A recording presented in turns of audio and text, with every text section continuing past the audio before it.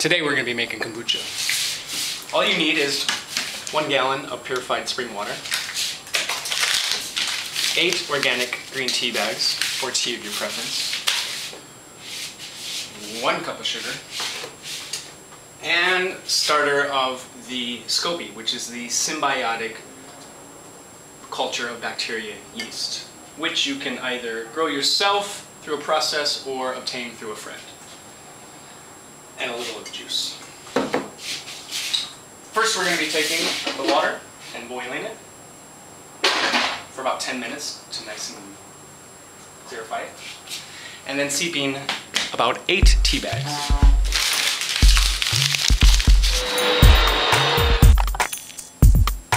And it's been 10 minutes. So now we're going to be taking our boiled tea. We're actually doing a double batch, so I had 16 tea bags in there. We're doing 2 different batches here.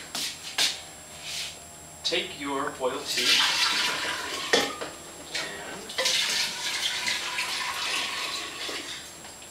place it in a gallon jar and add the remaining of your filtered water.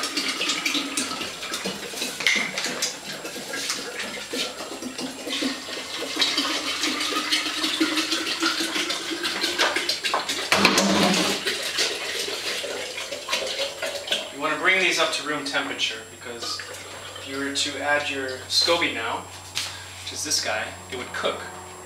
They like to be warm at about 70 to 80 degrees, that's what makes them happy. But adding this water in, and not boiling all of it, brings it to a nice temperature. At this point though, you're welcome to add your cup of sugar.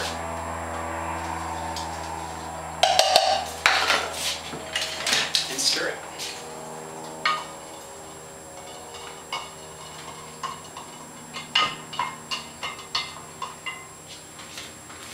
Once this reaches room temperature, we'll add the SCOBY. So, cleanliness next to godliness.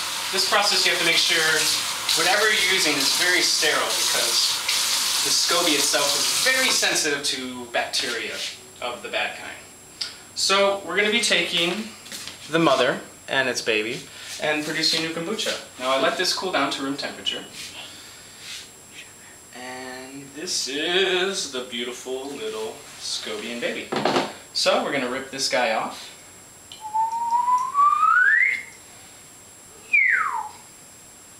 And just put him right on top.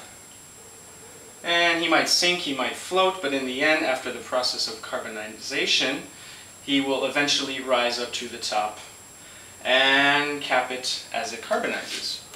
You're going to be taking your starter from the previous batch, pour it in there. Leave a little room.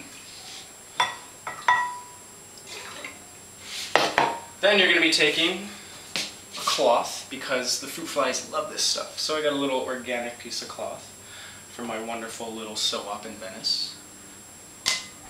And a little rubber band on there. And then I like to take it and date it, so I know when it's ready. And this process will take about 10 days to go through. And now I have a wonderful kombucha for myself and one to give to a friend, which cost about roughly 5 cents a glass over going to Whole Foods and purchasing them for, I believe they're like $3.99. So there's your process. If you have any questions, give me a call. Here's my gift to you. The storing process, I almost forgot. It loves it between 70 and 80 and in a dark place with not a lot of electronics.